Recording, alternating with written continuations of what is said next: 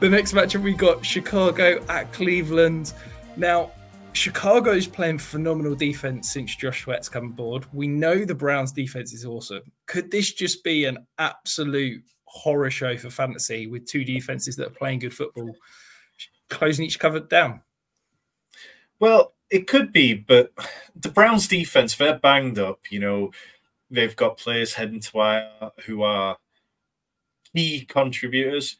And what we've seen over the last 3 weeks, we've got the stat on screen. The last 3 quarterbacks to face Cleveland have finished as top 15 quarterbacks, but they've also all thrown for 3 touchdowns in those games. It has been very un-Cleveland-like, the performances that have been going on. I think the Browns still have enough quality that they could clamp down on the Bears in their own building, and they need to, because this isn't the time of year where they can start to give up anything.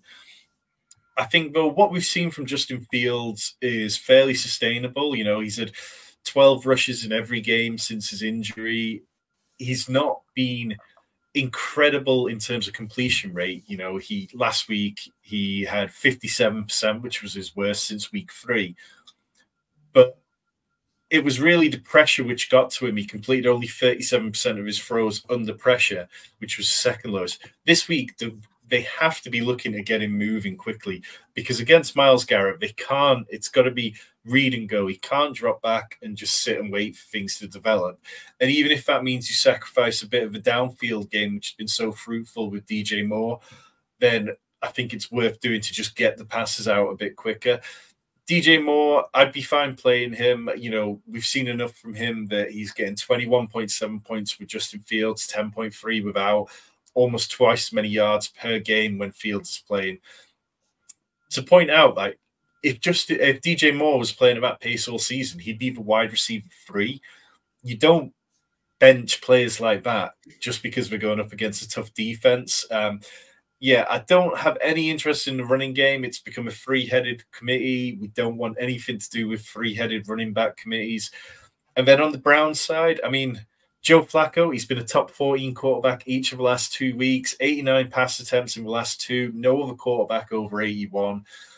You can start Flacco, you can start in Superflex leagues, you can start Amari Cooper. He had a 32% target share last week.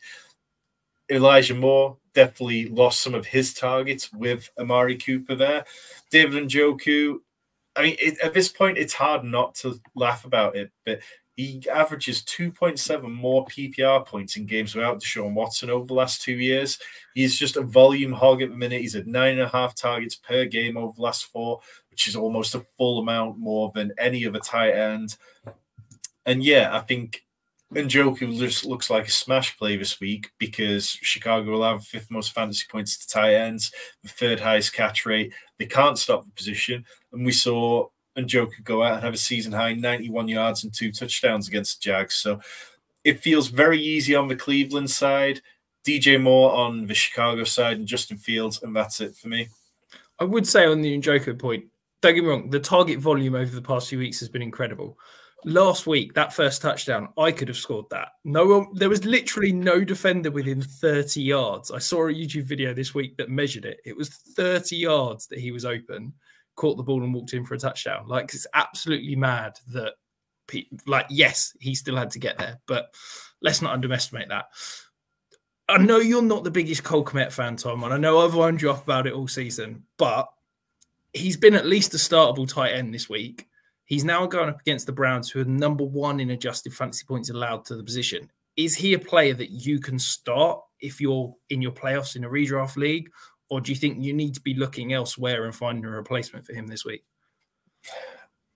I would really struggle to start Cole Kmet because, like you say, the Browns, they've allowed the fewest fantasy points to the position. And it's not just been that, you know, they were a tough defense to play against. They've only allowed 2.9 receptions per game to the tight end position. They've only allowed, I think it's like 3 touchdowns all season to the position.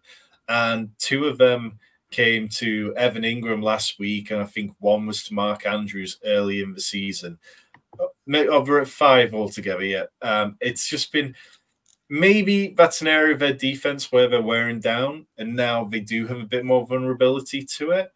But for me, I mean, like you say, I'm not the biggest Cole Kmet fan, so I think if you have a strong lean, feel free to start him.